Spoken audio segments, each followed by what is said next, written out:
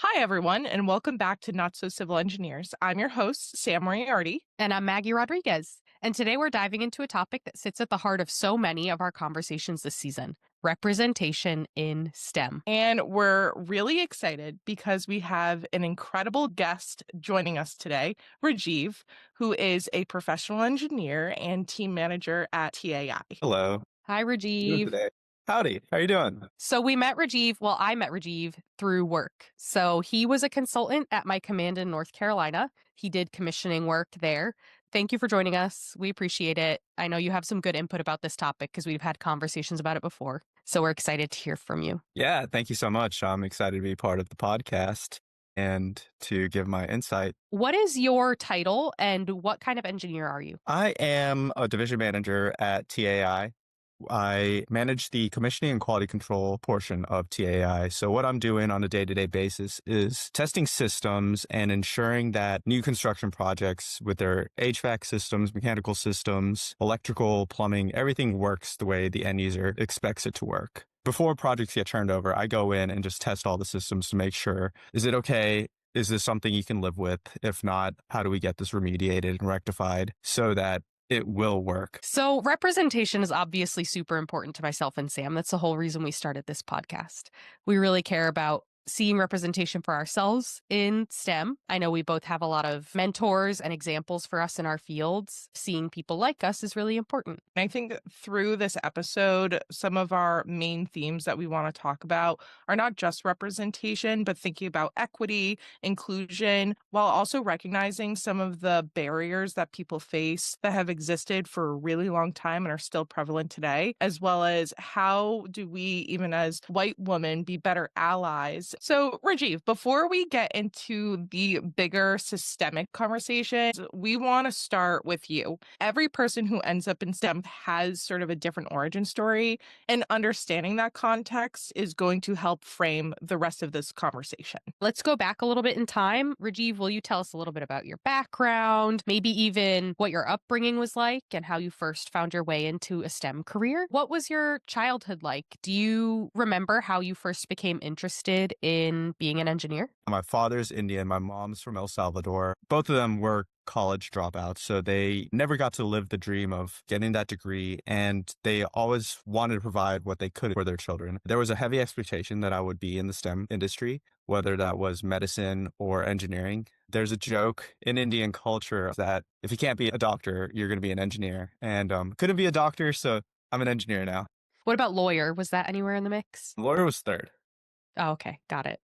Never too late to go back to law school. Yeah, I was thinking about true. it. Thanks for sharing that. Obviously, Sam and I both come from Anglo-Saxon, Caucasian households. Neither of us are anywhere near first-generation Americans. So hearing that alternative perspective is really interesting sometimes in understanding the pressures that people face to be excellent. I know that I felt that pressure as well because I wasn't first generation American, but my parents were kind of the first generation of their families to not be in poverty as adults. They were both raised in fairly poor households.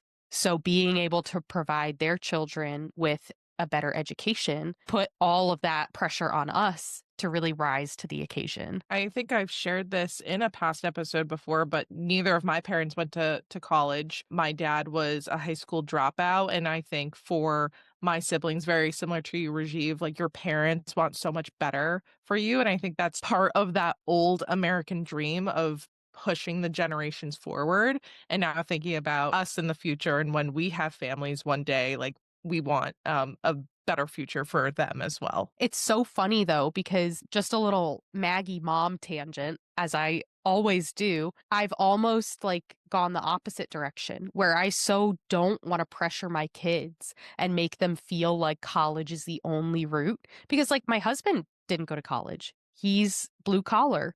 He joined the military and now he's blue collar. So growing up in New England, where there's so much pressure to go to college straight out of high school, and then leaving New England and finding all the paths to success that don't include that, made me not want to force my kids into college because I know that that can also push them away from it.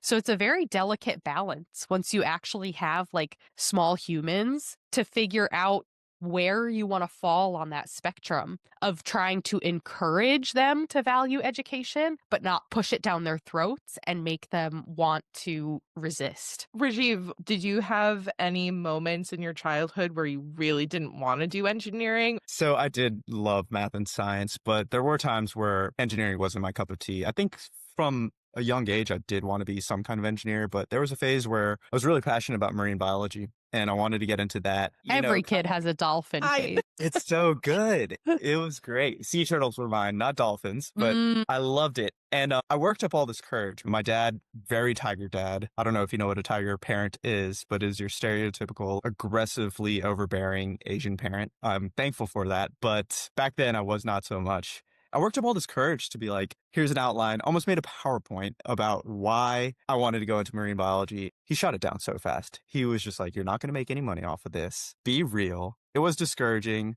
And I think about it every now and then, but I am very happy with my field and I wouldn't want to be anywhere else. It must be a rite of passage for every adolescent child. Mine was like zoologist, and I actually have a few cousins that studied zoology, and one of them is a zookeeper now. And there is a little bit of me that's like, could have been like Casey. But again, I'm very fortunate for the field that I did end up in because I'm also very happy and very passionate about what I do. I'm so grateful that I do what I do because my life is so easy. I get to live off of the education that I went through at 18 for the rest of my life. I get to rest on all that really, really hard, difficult work I did in college for the rest of my career. I do think compared to college, what I do is pretty cake. Probably once every other month is when I have to actually like pull out a calculator. But I will say that in my industry, there is some level of stress. So stress management is required, but it's fine. Yeah, I'm out of the field now, Rajiv. Like, I'm not managing projects anymore. I'm like basically doing program management. Sick. A lot of the stress in my job now is like soft skills stress, like managing processes and people. It's great. I will say people management, that can be stressful because different personalities and what might offend one person is just like totally normal and vice versa. As a technical person turned people manager, sometimes I do miss fixing machines because they are a lot less complicated. There's a manual. There's someone that I can call to like fix a machine. I can't call anyone to fix a person. The work's never done. All three of us manage people. The work is not done because as soon as your tasks are done, you got to make sure everybody else's are. You got to work on their development. You got to work on all their stuff too. It's not go in, do a spreadsheet, track some stuff, and like meet your deadlines and you're good. I can't wait to be an individual contributor again one day. That's my pre-retirement job, just kind of doing my own thing by myself. So, Rajiv, at any point, did you ever feel like you didn't belong or represent the stereotypical image of an engineer? And if you did feel that way, how did it affect you? Fortunately for me, it wasn't that bad. There were times where I did feel like that. You know, I grew up in South Carolina. The town I was from is called Lexington. At the time, it was like 94% white. It was my sister and me, and then another Indian family. And that was it for the brown community in terms of Indians. In terms of Latino side, there was probably 3 to 4% Latinos, more Latinos than Indians, but it was very small. With that being said, you know, going to the University of South Carolina, most of my professors were white. It was good to see one of the department chairs. He was Bangladeshi, and it was cool to see that. But there was never that feeling that I didn't fit in just because of my skin color. I did feel included in it. I'm a guy, and I think it would be much different for a woman in this field growing up, especially in South Carolina. If it was a woman of color, I think about my sister. If she had taken the engineering route, she probably would have had a lot different of a story and just character development arc than I did. Rajiv, thanks for sharing a bit about your background. It was really interesting to hear. And I know that Sam and I have a lot of different experiences, but there were definitely some parallels there that I didn't expect. I think this kind of helps segue us into a topic that sits at the core of why representation in STEM still looks the way it does today. There are these barriers and systemic failures that people face long before they're able to get into the room or a seat at the table at whatever job is lacking that representation. When we talk about STEM careers, we love to celebrate innovation and discovery, but the reality is a bit more complicated than that.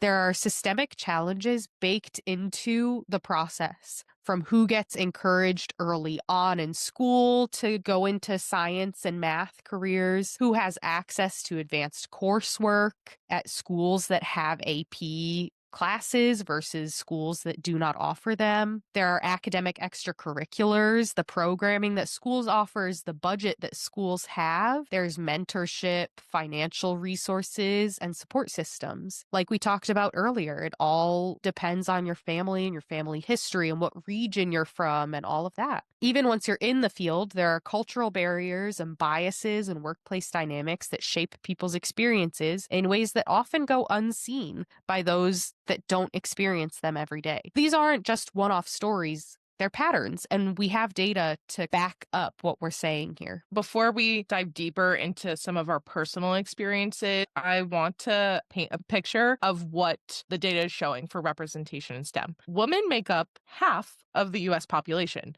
but according to the National Science Foundation's 2023 report, women represent only 35% of the STEM workforce. And there has been some progress over the last decade, but that still is a 15-point gap that shows that there are still a lot of challenges. And when we look at race and ethnicity, the US population is very diverse. Roughly 42% of Americans identify as part of an underrepresented minority group. But those same groups only make up about 24% of STEM workers. So I have a quick question, Sam.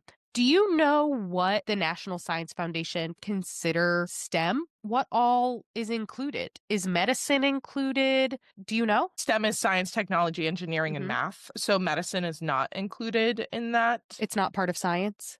No, it's not. That's more of the other biological sciences. Let me look it up.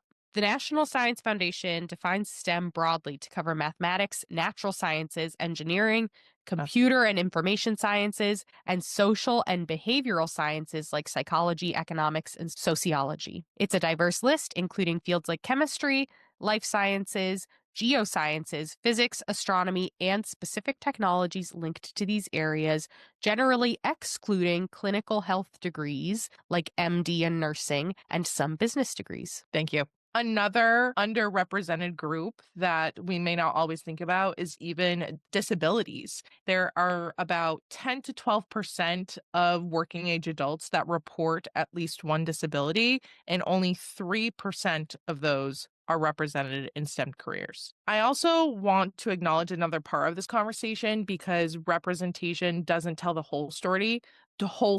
Some minority groups are well represented in STEM, but still face systemic barriers. For example, Asian Americans, often described as overrepresented in STEM statistics. They make up about 7% of the US population, but hold roughly 13 to 17% of STEM jobs, depending on the field. And you see this especially in engineering, technology, and research roles. But high representation doesn't mean a barrier-free experience. Researchers point to what's called a bamboo ceiling, where Asian professionals are vastly underrepresented in leadership roles. In fact, Asian Americans often have some of the lowest promotion rates into senior leadership, despite very high educational attainments and achievements. What this group frequently reports is that they're overlooked for some high visibility assignments, communication style bias of they're either too quiet or they're not assertive enough. And there's an increased pressure for them to conform culturally within the workplace. Another group is Middle Eastern and North Africans who are not counted in many federal racial categories and therefore appear invisible in STEM data. And while these professionals work in engineering, medicine, and tech, they face a lot of barriers. This includes high rates of misidentification, often being grouped as white in data despite experiencing racialized bias, and also barriers tied to immigration status, accent bias, and cultural stereotypes. Around 40% of the US STEM workforce is foreign born, especially in fields like computer science and engineering. as foreigners, they have visa related job insecurities, limited mobility because of sponsorship constraints. There's assumptions about their language proficiency and exclusion from informal networks that heavily influence their career development. And I feel like this is so relevant right now, and it's getting so much worse under the current administration with visa related job insecurity and people's visas changing and the immigration statuses changing. I'm sure that some employers have just pulled their sponsorships because it's Mhm. getting so complicated. It must be a total nightmare. I know that in college, I had a project mate who was from China, and so he was under a student visa, which was simple enough, but he was talking about how after graduation, he would have to enter the lottery to get a visa to work in America. I didn't know that at the time. And I said, but what if you don't get it?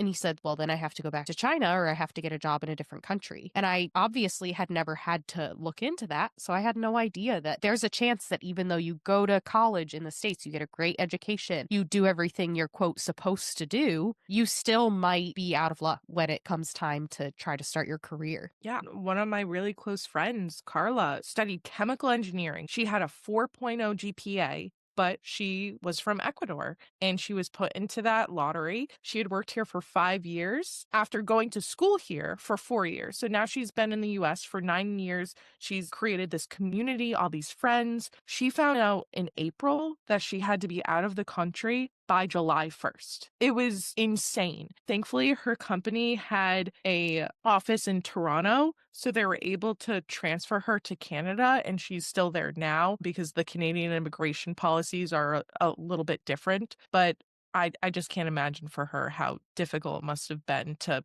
literally uproot her entire life that she's known for her entire adulthood and start over. I remember when that happened, and I was shocked because even after learning about the lottery, I assumed that once you got that slot, you were good to stay as long as you kept working, didn't commit crimes, you didn't leave your job and try to just stay. But no, it had been 5 years, and then she was going to be getting deported. And I was shocked. I have a thought on this because it's shifting sands and I see it all the time, just, with the community that I'm in. One thing we also don't think about is the time it takes to get approved. There's so many stories just that I've heard from my family where an individual is in some kind of STEM field or even coming to the United States to work, and it takes 10, 15 years for them to get approved. Actually, the other day, somebody I know, they have been helping doing that approval process for them to get a work visa to come to the United States. It had been like 11 years. So this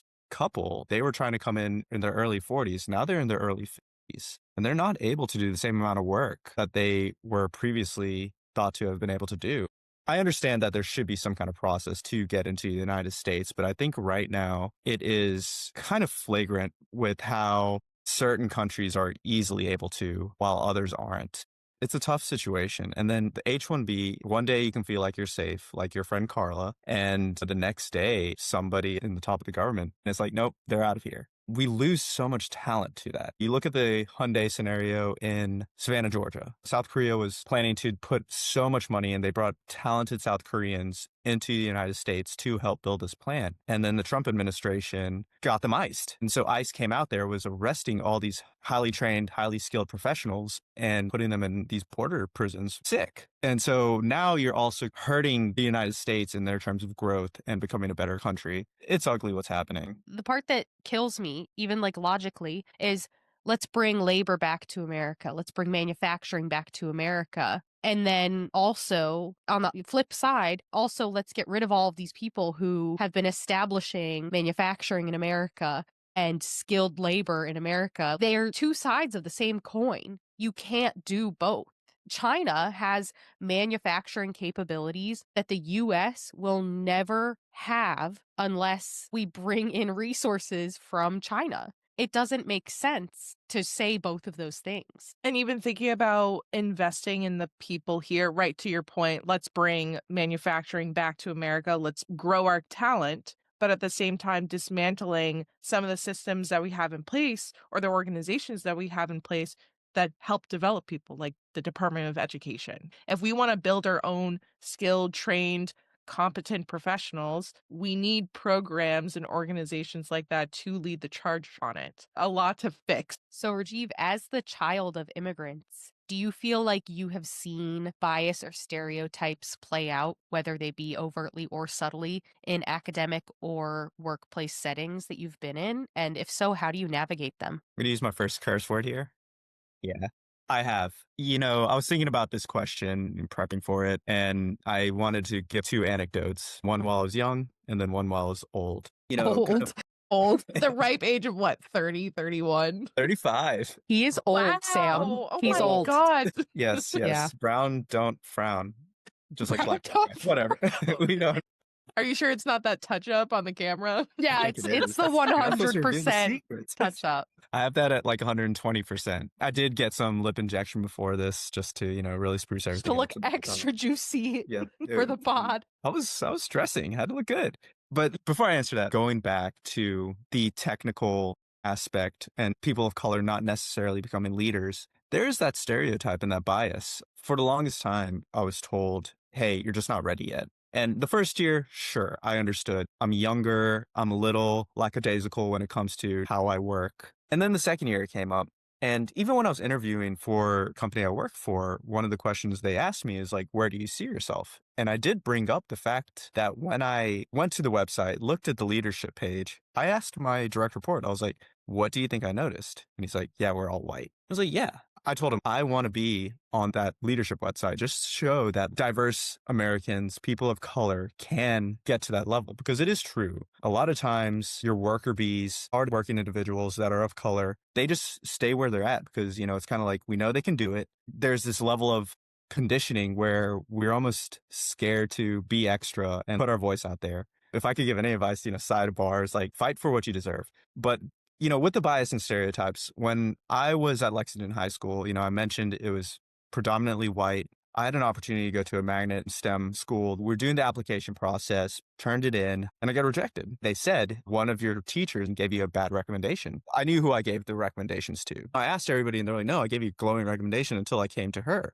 So I was hurt. She's a family friend. We've known her for years. Her response was, you have to realize you're brown and you're smart. You make Lexington School District 1 look really good. We cannot afford to have you graduate from another high school. Giant middle finger to me. Just that kind of bias where like, we need your percentage point so that we can prove that we have people of color. But then moving to nowadays, I remember a few years ago with the firm I used to work for, I was on a call with an architect.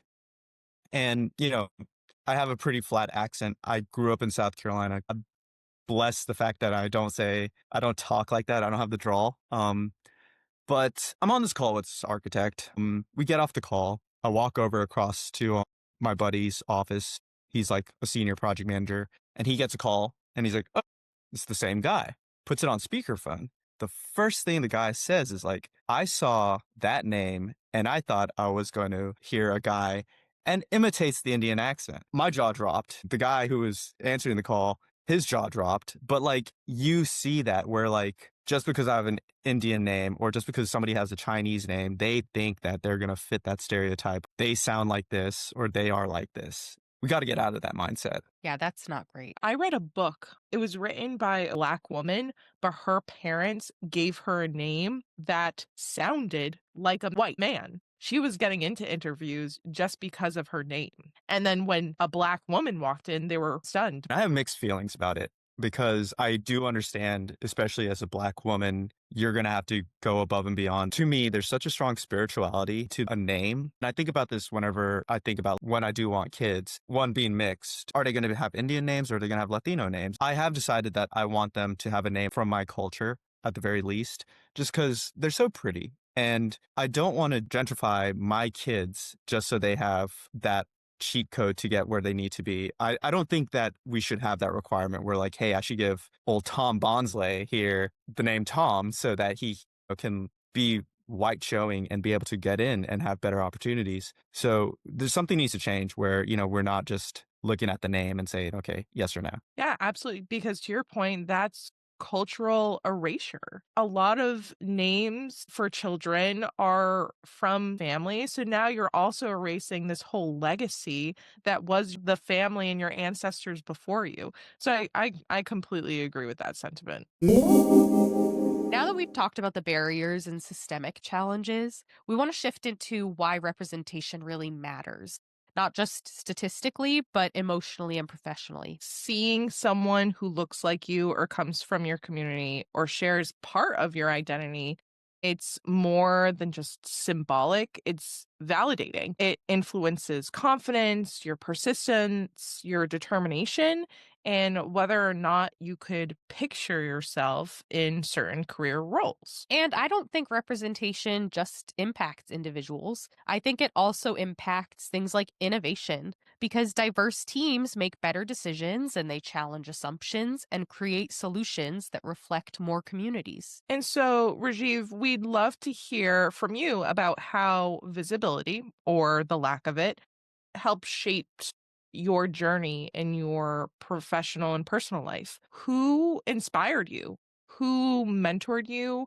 How do those relationships influence the path you're on today? I know you've talked about your parents a bit, but were there any other people within your childhood or that early development or even college? I know you mentioned one of the department heads, but was there anyone that you had a personal relationship that helped you? Yeah. I think going into high school, I had a professor. He was Vietnamese. He is Vietnamese, Mr. Bellin. And he, similar to me, silly, goofy, and just very bright. And seeing him have fun with physics, it was kind of it was a key indicator in my life where I was like, okay, I could do this.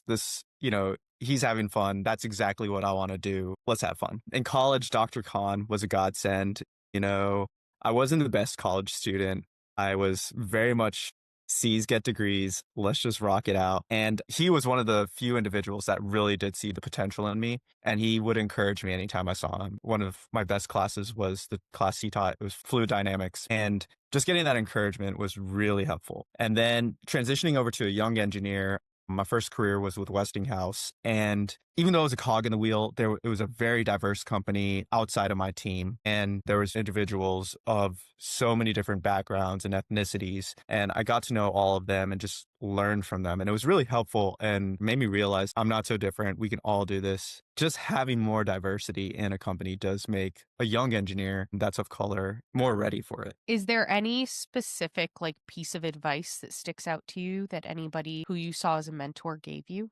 One guy always told me, leave that at the gate. He's like, if you have a personal problem at home, as soon as you get into work, keep it at home. If you have a work problem, don't bring it home with you. And I've tried to live that life. It's really difficult to do that. And sometimes one bleeds into the other. But at the end of the day, as soon as I'm out of work, I try to just shut down. There's some nights where I'm going to work and that's okay. But I do not try to bring the stresses of my work life, because it's primarily work life, into my relationships, my friendships and things like that. So any advice I could give, rest in peace, Peter Stevens. But yeah, leave that at the gate, man. Agreed. We've talked about that a lot in terms of work life balance and maintaining your mental health and preventing burnout, trying to leave work at work, leave home at home. Don't let them intertwine too much because if you do that, then it just kind of compounds stress and pressure. So I agree. And I think Sam also agrees. Yeah, and I think too, in relation to representation in STEM, there are so many of us that feel that we do have to take work home because we feel that we need to work harder than everyone else around us to get ahead. Where does your team stand? I want to say diversibly, but I don't feel like that's a word. It is almost certainly not. We should make it a word. What My is it? team, Diversibly. diversibly. Is my that a word? team- Wait, no, I just said that. You just invented it. Diversibly, my team is very white and they're also older. Being young, I have to deal with, ageism just because they think I'm too young. I think it's a generational difference. So a lot of times my emails, which are direct and kind of hey, this is X, Y, and Z that you need to do, comes off as me being an asshole because I'm not sugarcoating things. And it kind of goes into the play with how many exclamation marks do I use? I want to sound friendly, but I don't want to sound too over eager about things. And I do that every single day when I'm sending emails, okay, let's get rid of this, switch it with a period, and let's do that. I And didn't know men worried about that too. I thought Men that of was color, only a maybe. woman thing I where we definitely use too many exclamation points. Is it men or is it minority men? I'd love I to get a white man's. Let's bring in a white own man. a white man. I'll text my coworker. I've gotten an email from one of my buddies who's like a friend outside of work, and his emails are very white man, and they come off just fine. So I think it is primarily women who have to deal with this, and then sometimes men of color when you're a certain age. My white male coworker Casey said, I do worry about it. Constantly towing the line between seeming unserious with too many exclamation points or demanding with none at all. Please let me know if you have any questions, period. Versus, please let me know if you have any questions, exclamation point. Way, way different. The white men, they worry about it too. It's a universal problem. I tell you, I think it's generational. I don't Yeah, think Yeah, true. because KC is also Young. kind of so. Yeah. Now let me text my. No, I'm just kidding. Let me text my grandfather. He doesn't know how to text. Let me call him quick. That's so funny. No, yeah, I agree. I think it's generational as well. I think that's a huge aspect of it. And we're also trying to seem serious enough to be respectable to like our elders at work. I just had a moment where I was like, "Is respectable a word?" Respectable is a word. What was the word you made up again? Diversibly. Respectable is a word. Diversibly.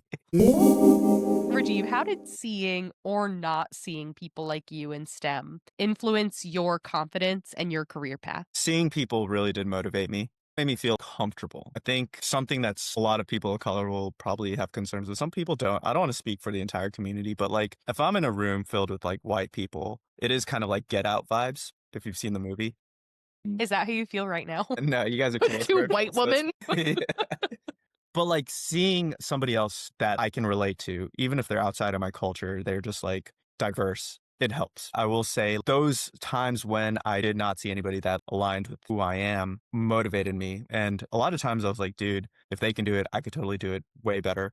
I needed to do more to be better, to show out myself more and show that I am above and beyond. But also, I don't think I should have had to have felt like that. I already stand out. I want to do the best I can, but I should be able to meet whatever's normal criteria to do well. But not seeing people made me have to do that. Rajiv, another follow-up question that I have is knowing that you come from a mixed cultural household, right? You have the very strong Latino culture, you have the very strong like Asian Indian culture. Have you ever felt amongst peers or people that quote unquote look like you or identify with either of those communities that you didn't belong to one or another because of your mixed identity? Yes. Now, not so much. But I will say, growing up, I grew up in a Christian household. The church I went to was primarily Indian.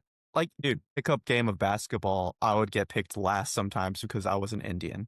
So, yes, there are those microaggressions growing up. I think it was a little bit more from the Asian community, generalizing here, but I think the Asian community is sometimes a little harsher than the Latino community. I don't want to get canceled for saying that. So, this, I do agree that I'm generalizing and I don't want to make that a stereotype.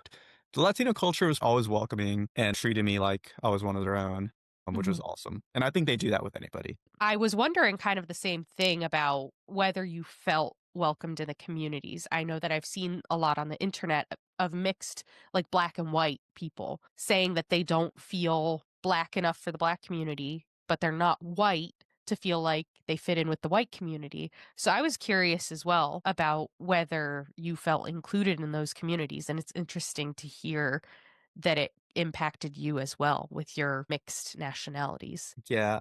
And, a final thought is like, I'm blessed to have been raised the way I was. I was forced to become a little rambunctious. When I did feel that cold shoulder, I just bashed my head through it and, killed them with kindness to be included. But that's me personally. And a lot of people do freeze up and it's hard to put yourself out there sometimes. And, I totally understand if other mixed kids are feeling that way. So we've talked about the challenges, we've talked about the realities. Now let's explore some solutions because there are strategies out there that help people feel seen, supported, and able to thrive in STEM. Yeah, there are mentorship programs, hiring practices, and cultural shifts that have made a huge difference. But there's also still a lot that falls short, like we talked about earlier, and sometimes even well intentioned efforts miss the mark big time. So, Rajiv, from your perspective, what has worked for you? What initiatives or environments have helped you stay in your career, helped you grow, or feel valued? And what changes do you think institutions really need to prioritize over the next decade? I think having societies within your company, for example, Boeing used to do a diversity day. I never worked for Boeing, but it's just things I've heard. It Sure is would be nice. nice to have a diversity day.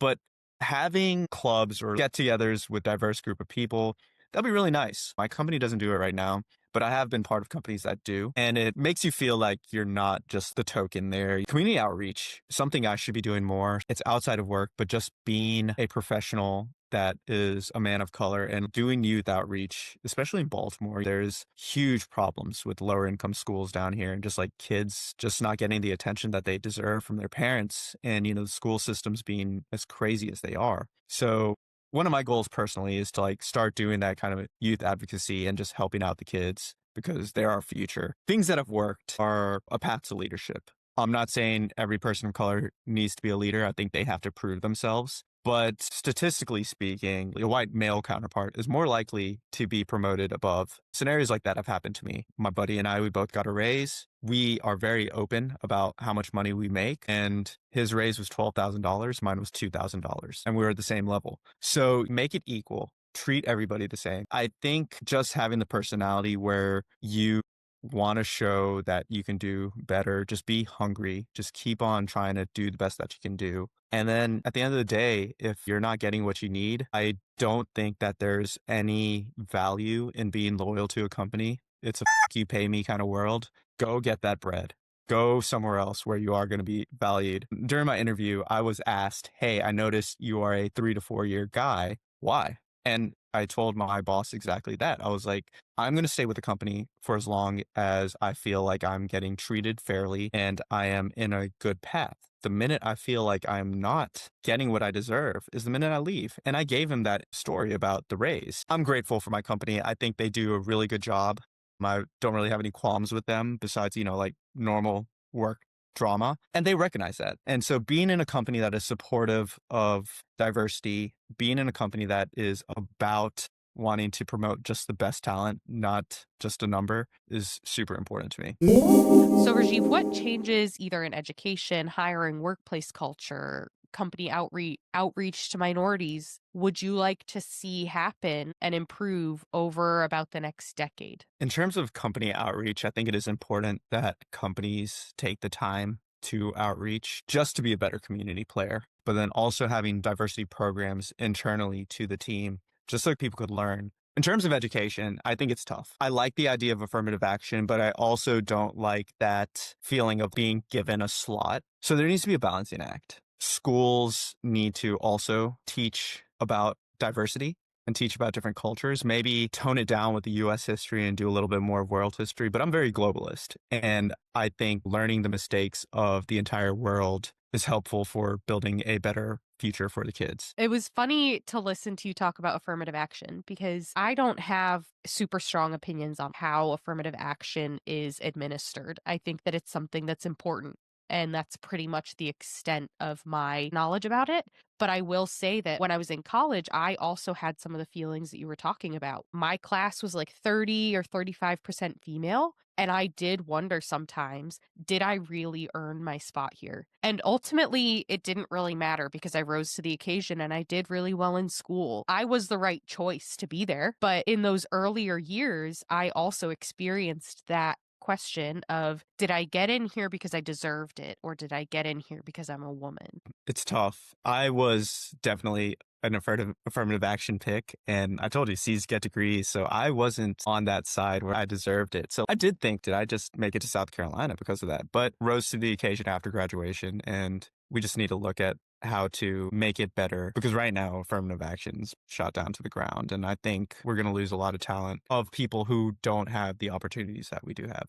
It's really sad. And I think it was like Angelina Jolie when I was in like middle school or high school who gave a speech about how there are so many women in the world who are equally as talented as she and who weren't born in the same world as her. And that opened my eyes at a young age There are people out there who weren't born in New England with some of the best public schools in America who would have been 1,000 times smarter and better than me, but their circumstances haven't gotten them to where I am just because of the luck of the draw. So, Rajiv, we like to end our episodes with a few rapid fire questions. So, we have 2 for you. For someone from an underrepresented background wanting to enter STEM, what advice would you give them and what should they watch out for? Watch out for imposter syndrome. Do what you can and don't be scared to ask for help. There's going to be somebody senior to you that will be able to help you. Go through all avenues. You're not on your own. And last question. For people in majority groups or positions of privilege, how can they best support representation and inclusion in STEM? Learn. Do a lot of reading, research. When I was working in South Carolina, people would see my name and freak out. So I started going by Raj. It wasn't until like 2020 when I was like, I'm not going to make my name simple for somebody who doesn't want to take the time to research it. Your name's already pretty easy. Dude, man, like it's a whole thing. People are just ignorant. So like when I was interviewing for both my last firm and this firm, when I came in, they're like, hey, Rajiv, great to meet you. And some of them said my name better than I can say my name in terms of like Indian phonetics. And just research. Don't be afraid to ask questions. I understand that you don't know. Final thoughts. I recognize that this is a podcast about women and women in STEM. And just the fact that I'm a man, I have a little bit more privilege, even though I'm a man of color. And I totally see that. And I see it all the time, just with how women are treated, especially in the construction industry. So just keep on fighting. You got it. There are good ones out there that are quietly supporting you. Don't let some dude on your day. You got it. Be the bad that you are. Well, thank you, Rajiv. Thank you very much also just for joining us. We really appreciate it. For the first time in the history of the podcast, we got the male perspective. Yes. It's amazing. We actually got 2 male perspectives between you and the coworker I texted. So this is a historic moment. Well, I'm really grateful for the opportunity. So thank you, Sam and Maggie. Yeah, we should do a reunion episode sometime where we bring on all the guests we've had. I would love that. Everyone would be talking at the same time.